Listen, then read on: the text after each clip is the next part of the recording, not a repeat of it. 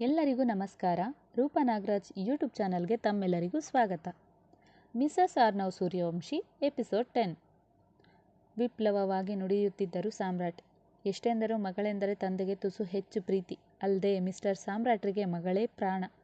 ಚಿಂತೆ ಮಾಡಬೇಡಿ ಪಪ್ಪ, ನಾನೆಲ್ಲೂ ಹೋಗೋಲ್ಲ, ನಾನು ನಿಮ್ಮೊಡನೆ ಇರ್ತೀನಿ. ಮಲಗಿದ್ದಲ್ಲೇ ನಿದ್ರೆ ಕಣ್ಣಲ್ಲಿ ಸಣ್ಣದಾಗಿ ಹೇಳಿದ್ಲು. ಅದ್ವಿಪುಟ್ಟ, ನೀನಿನ್ನೂ ಮಲಗಿಲ್ವೇನೋ ಮರಿ? ಅಚ್ಚರಿ ಬೆರೆತ ಕಂಗಳಿಂದ ಕೇಳಿದ್ರು ಸಾಮ್ರಾಟ್. ಎದೆಯೊಳಗೆ ದಹಿಸುವ ಸುಡು ಬೆಂಕಿ ಇಟ್ಟುಕೊಂಡಾಗ ನಿದ್ರೆ ತಾನೇ ಬರಲು ಸಾಧ್ಯವೇ ಪಪ್ಪ? ಆದರೆ ಪ್ಲೀಸ್ ಇನ್ಯಾವತ್ತೂ ನನ್ನ ಮದುವೆ ಬಗ್ಗೆ ಸೊಲ್ಲೆತ್ತಬೇಡಿ. ಜೀವನದಲ್ಲಿ ನಾನು ತುಂಬ ದ್ವೇಷಿಸುವ ಪದ ಅದೊಂದೇ. ತಂದೆಯ ಮೊಗವನ್ನು ನೋಡದೆ ಮಡಿಲಲ್ಲೇ ಮುಖ ಹುದುಗಿಸಿ ಹೇಳಿದ್ದವಳ ಮಾತಲ್ಲಿನ ಆಕ್ರೋಶ ಅರಿಯದವರೇನಲ್ಲ ಸಾಮ್ರಾಟ್. ಅವರ ಆಲೋಚನೆ ನಾಗಾಲೋಟದಲ್ಲಿ ಓಡುವಾಗಲೇ ತನ್ನ ಮಾತಿಂದ ಬ್ರೇಕು ಒತ್ತಿದ್ದರು ಹೃದಯ. ಇಂದಲ್ಲ ನಾಳೆ ಮದುವೆ ಆಗಲೇಬೇಕಲ್ಲ ಅದ್ವಿ? ಹೀಗೆಲ್ಲ ಹೇಳೋದು ಸರಿಯಲ್ಲಮ್ಮ. ನಿಂಗಾಗಿ ನಿಮ್ಮಪ್ಪ ವಿಶೇಷ ವ್ಯಕ್ತಿಯನ್ನೇ ಆಯ್ಕೆ ಮಾಡ್ತಾರೆ. ಅದ್ವಿ ಪಕ್ಕ ಕುಳಿತ ಹೃದಯರ ಕೈಗಳು ಅಪ್ರಯತ್ನಪೂರ್ವಕವಾಗಿ ಮಗಳ ತಲೆ ದಡವಿತ್ತು. ದಿಗ್ಗನೆದವಳು, ಅಂತಹ ಆಸೆಯನ್ನು ನಿಮ್ಮ ಸ್ವಪ್ನದಲ್ಲೂ ಕಾಣಬೇಡಿ ಮಮ್ಮ. ನಾನು ತೀರ್ಮಾನಿಸಿ ಆಗಿದೆ. ಒಂದು ವೇಳೆ ನನಗೇನಾದರೂ ಮದುವೆ ಮಾಡೋ ಆಲೋಚನೆ ಬಂದರೆ ಮದುವೆ ಹಿಂದಿನ ದಿನವೇ ನನ್ನ ಮದುವೆ ಆಗೋಕೆ ಬರುವ ಹುಡುಗ ಕೊಲೆಯಾಗಿರ್ತಾನೆ. ಆ ಕಂಗಳಲ್ಲಿನ ದ್ವೇಷದ ಬೆಂಕಿಗೆ ಕ್ಷಣ ಸಾಮ್ರಾಟ್ರೇ ಬೆಚ್ಚಿದ್ದರು. ಕ್ಷಣಗಳೇ ಬೇಕಾಯಿತು ಅವರು ಸಾವರಿಸಿಕೊಳ್ಳಲು. ಅದ್ವಿ, ಇಂತಹ ಹುಚ್ಚುಚ್ಚು ಮಾತುಗಳನ್ನಾಡಿ ಯಾಕೆ ನಮ್ಮನ್ನು ನೋಯಿಸ್ತೀಯ? ಮದುವೆಯಾಗಿ ನಿನ್ನ ಸುಂದರ ಜೀವನ ಆರಂಭವಾಗೋದು ನೋಡಬೇಕು ಅನ್ನೋ ಆಸೆ ನಮಗೆ. ಕಾಡಿಗೆ ಕಂಗಳಿಂದ 2 ಹನಿಗಳು ದೊಪ್ಪೆಂದು ಅವರ ಮಡಿಲು ಸೇರಿದ್ವು. ಅಮ್ಮ, ಪಪ್ಪ, ಮತ್ತೆ ನೀವು ಮದುವೆ ಬಗ್ಗೆ ಮಾತಾಡಿದರೆ ನಾನು ಏನಾದರೂ ಮಾಡ್ಕೊಂಡು ಹೇಳುತ್ತಿದ್ದ ಮಗಳ ಬಾಯಿಗೆ ಕೈ ಅಡ್ಡ ಇಟ್ಟರು. ಮಗಳನ್ನು ಅಪ್ಪಿದ ಸಾಮ್ರಾಟ್ ಮತ್ತೊಂದು ಕೈನಲ್ಲಿ ಮಡದಿಯನ್ನು ತಮ್ಮೆದೆಗೆ ಹುದುಗಿಸಿಕೊಂಡಿದ್ರು. ನೀನು ಉತ್ತರ ಕೊಡ್ತೀಯೋ ಇಲ್ವೋ? ಅನಲ ಬೆಂಕಿಯಂತೆಯೇ ಸಿಡಿದಿದ್ಲು. ಕೋಪದಲ್ಲಿದ್ದ ಆಕೆಯ ಮುಖಕ್ಕೆ ಮೈನಲ್ಲಿನ ರಕ್ತವೆಲ್ಲ ಮುಖಕ್ಕೆ ರಾಜಿದಂತಿತ್ತು. ಹೇಳ್ತೀನಿ, ಮೊದಲು ಹೋಗ್ತಿರೋ ನಿನ್ನಣ್ಣನಿಗೆ ಕರೆ ಮಾಡು. ಹೇಳುವ ಒಂದು ಮಾತು ಬಾಕಿ ಇದೆ. ಕಡಲೂರವರ ದೃಷ್ಟಿ ನೇರವಾಗಿತ್ತು. ಹಾಗೆಯೇ ಮಾತುಗಳು ದೃಢವಾಗಿದ್ವು.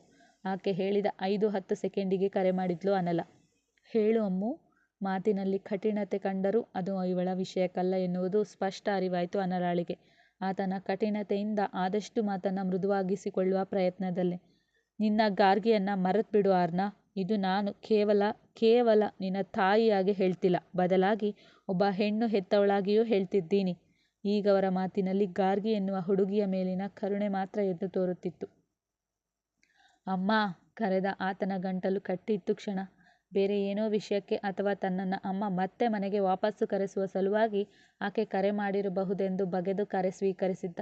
ಆದರೆ ಇಲ್ಲಿ ಆತನ ಹೃದಯವೇ ಹೊಡೆಯುವಂಥ ವಿಷಯ ಕೇಳಿದಾಗ ಆತನ ಪರಿಸ್ಥಿತಿ ಊಹಿಸಲಸಾಧ್ಯ. ನಿನ್ನ ಒಳ್ಳೆಯದಕ್ಕಲ್ಲ, ಬದಲಾಗಿ ಆ ಹುಡುಗಿಯ ಭವಿಷ್ಯಕ್ಕೆ ನಿನ್ನಿಂದ ಯಾವುದೇ ಮಾರಕವಾಗದೇ ಇರಲಿ ಅಂತಷ್ಟೇ ನಾನು ಹೇಳ್ತಿರೋದು. ನಾನು ನಿನಗೆ ಒಳ್ಳೆಯ ಸಂಸ್ಕಾರ ಕಲಿಸಿದ್ರೆ ಅಥವಾ ನಿನ್ನ ಪ್ರೀತಿಯಲ್ಲಿ ನಿನಗೆ ಒಂದಂಶವಾದರೂ ಸತ್ಯ ಅಂತ ಅನಿಸಿದ್ರೆ ಆ ಹುಡುಗಿಯನ್ನು ಅದರ ಪಾಡಿಗೆ ಬಿಟ್ಬಿಡು. ನಿನ್ನಿಂದೆ ಬಿದ್ದಿರುವ ಗುಂಪು ನಾಳೆ ಅವಳ ಪ್ರಾಣಕ್ಕೆ ಕುತ್ತು ತಂದಾಗ ಒಳ್ಳೆಯವನಾಗು, ದೇಶ ಸೇವೆ ಮಾಡು ಅಂತಲೇ ಹೇಳಿಕೊಂಡು ನಾನು ಬೆಳೆಸಿದ್ದು ಆರ್ನ ನಿನ್ನನ್ನು. ಆದರೆ ನೀನು ದೇಶಕ್ಕೆ ಮಾರಕವಾಗುವ ಕೆಲಸಕ್ಕೆ ನಿಂತಾಗ ತಾಯಿಯಾದ ನನಗೆ ನಿನ್ನ ಮೇಲೆ ಯಾವ ಭರವಸೆಯೂ ಉಳಿಯದಾಗ ಆ ಹುಡುಗಿಯನ್ನು ನಿನ್ನ ಮೇಲೆ ಭರವಸೆ ಇಟ್ಟು ಬರುವವರೆಗೂ ನೋಡುತ್ತಾ ಕುಳಿತಿರಲು ಸಾಧ್ಯವಿಲ್ಲ. ನೋಡು, ನಿನಗೆ ಒಮ್ಮೆಯಾದರೂ ಬೇರೆಯವರು ಖುಷಿಯಾಗಿರಬೇಕೆಂದು ಮನಸ್ಸು ಬಯಸಿದರೆ, ನಿನ್ನನ್ನು ಪ್ರೀತಿಸಿದ ಹುಡುಗಿ ಜೀವಂತವಾಗಿ ಸಂತೋಷವಾಗಿ ಇರಬೇಕೆಂದು ನಿಂಗನ್ಸಿದ್ರೆ ಆ ಹುಡುಗಿನ ಮರೆತುಬಿಡು. ಇದು ನನ್ನ ಆಜ್ಞೆ ಅಂದ್ಕೊಂಡ್ರೂ ಸರಿಯೇ. ಹೇಳಿದವರೇ ಕರೆ ತುಂಡು ಮಾಡಿದ್ರು. ಆತನ ಕಿವಿಯ ಬಳಿ ಇದ್ದ ಮೊಬೈಲ್ ಜಾರಿತ್ತು. ಇನ್ನು ತನ್ನಿಂದ ಯಾವುದೇ ವಿಷಯ ಕೇಳಲಾಗದೆಂದು. ಅಷ್ಟರಲ್ಲೇ ಓಡೋಡಿ ಬಂದಿದ್ಲು ಆರಿತ್ರ. ಆರ್ನ, ಏನಾಯ್ತೋ? ಯಾಕಿಲ್ಲಿ ಕೂತಿದ್ಯಾ? ಪ್ರಶ್ನೆಗಳ ಮೇಲೆ ಪ್ರಶ್ನೆ ಎಸೆದ್ಲು ಆರಿತ್ರ. ಅವಳು ಬರುವಾಗಲೇ ವಿಷಯ ಅರ್ಹಿದ್ಲು ಅನಲ. ಆರಿತ್ರ, ಅಮ್ಮ ಹೇಳಿದ್ದು ಸರಿ ಕಣೆ. ಅಮ್ಮ ನನ್ನ ಬೆಳೆಸಿದ್ದೇ ದೇಶ ಸೇವೆಗೆಂದು. ಆದರೆ ಅಂದು ಒಂದು ದಿನ ನಾನು ಮಾಡಿದ ತಪ್ಪು ನನ್ನ ಗುರಿಯನ್ನೇ ಬದಲಾಯಿಸಿಕೊಳ್ಳುವಂತೆ ಮಾಡಿತ್ತು. ಇವಾಗಲೂ ನನ್ನ ಧ್ಯೇಯದಿಂದ ನನ್ನ ಗಾರ್ಗಿಗೆ ಅಪಾಯ. ನಾನು ಈ ರೀತಿಯಲ್ಲಿ ಯಾಕೆ ಯೋಚಿಸಲಿಲ್ಲ? ನನ್ನೊಡನೆ ನೀವ್ಯಾರೂ ಇರಬೇಡಿ, ನಾನೊಬ್ಬನೇ ಇರ್ತೀನಿ. ಹೊರಟು ಹೋಗು ಆರಿತ್ರ. ನೀನೂ ಸಹ. ನನಗೆ ಯಾರೂ ಬೇಡ. ನನ್ನಿಂದ ಹೃದಯದಲ್ಲೇ ಕಣ್ರೆಪ್ಪೆ ಹಾಗೆ ಕಾಪಿಟ್ಟ ಮಗಳನ್ನು ಅಪಾಯಕ್ಕೆ ದೂಡಿ ಆ ತಂದೆಯಿಂದ ಮಗಳನ್ನು ಬೇರ್ಪಡಿಸಲಾರೆ. ನನಗೆ ಗಾರ್ಗಿಯೂ ಬೇಡ, ಯಾರೂ ಬೇಡ. ಮಂಜಾದ ಕಂಗಳನ್ನು ಒರೆಸಿಕೊಳ್ಳುತ್ತಲೇ ಮೇಲೆದ್ದು ಬ್ಯಾಗ್ ಹೆಗಲಿಗೇರಿಸಿಕೊಂಡ ಆರ್ನವನ ಕೈ ಹಿಡಿದಳು. ಏನೇನೋ ಹೇಳಬೇಡ ಆರ್ನ, ನೀನೇನಂತ ನಂಗೆ ಗೊತ್ತು. ಯಾಕೋ ಕಣ್ಣು ಮಂಜಾಗಿದೆ ಎಂದವಳಿಗೆ ಗೆಳೆಯನ ಕಣ್ಣಲ್ಲಿ ಮೊದಲನೇ ಬಾರಿ ಕಣ್ಣೀರ ಬಿಂದುಗಳು ಕಂಡಿದ್ಲು. ಆರಿತ್ರ, ಹೋಗು. ನೀನಷ್ಟೇ, ದ್ವೈತ್ನೂ ಅಷ್ಟೇ. ನನ್ನಿಂದ ಬರಬೇಡಿ. ನೀವೆಲ್ಲ ನನ್ನಿಂದ ದೂರ ಇದ್ದಷ್ಟು ನಿಮಗೆ ಒಳ್ಳೆಯದು.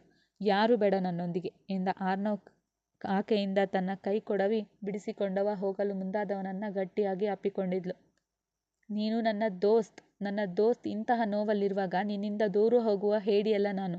ನಿನ್ನಿಂದ ತೊಂದರೆಯಾಗುತ್ತೆಂದು ಎಂದವಳನ್ನು ಬಲವಂತವಾಗಿ ಸರಿಸಿ, ಬೇಡ ಅರಿತಾ, ನನ್ನಿಂದ ಯಾರಿಗೂ ನೋವಾಗೋದು ನನಗೆ ಬೇಕಿಲ್ಲ. ನಿಂಗೆ ನನ್ನ ಮೇಲೆ ನಿಜಕ್ಕೂ ದೋಸ್ತ್ ಎನ್ನುವ ಪ್ರೀತಿ ಇದ್ದರೆ ಮನೆಗೆ ಹೊರಡು, ಇಲ್ಲ ಅಂದರೆ ನಮ್ಮ ಸ್ನೇಹದ ಮೇಲಾಣೆ. ಎಡಗೈನಲ್ಲಿ ಕಣ್ಣನ್ನು ಒರೆಸಿಕೊಂಡವ ಅವನ ಪರಿ ಬಹಳವೇ ಸಂಕಟ ತಂದಿತ್ತು ಆರಿತ್ರಳಿಗೆ. ಆತ ಮತ್ತಲ್ಲಿ ನಿಲ್ಲದೆ ನಡು ರಸ್ತೆಯಲ್ಲಿ ಗೆಳತಿಯನ್ನು ತೊರೆದು ಹೋಗ್ಬಿಟ್ಟಿದ್ದ. ಅಮ್ಮ, ಈ ಗಾರ್ಗಿ ಅಂದರೆ ಯಾರು? ಆರ್ನ ಬಗ್ಗೆ ನೀನು ಯಾಕೆ ಯಾವಾಗಲೂ ಕೋಪ ಮಾಡ್ಕೋತೀಯ? ಇವತ್ತು ಅವನನ್ನು ಮನೆಯಿಂದ ಆಚೆ ಹಾಕೋದಕ್ಕೆ ಕಾರಣ ಇದೇನಾ? ಒಂದು ಪ್ರೀತಿ ವಿಷಯಕ್ಕೆ ಅವನನ್ನು ಮನೆಯಿಂದಲೇ ಆಚೆ ಹಾಕಿದ ನಿನ್ನ ಪರಿ. ಅಬ್ಬಾ, ಗ್ರೇಟ್ ಅಮ್ಮ, ನೀನು ಆಯುಕ್ತಳಾಗಿದ್ದಕ್ಕೂ ಸಾರ್ಥಕವಾಯಿತು. ಜೋರಾಗಿ ಚಪ್ಪಾಳೆ ತಟ್ಟಿದ ಮಗಳ ಪರಿಗೆ ಸಿಡಿಮಿಡಿಗೊಂಡ್ರು.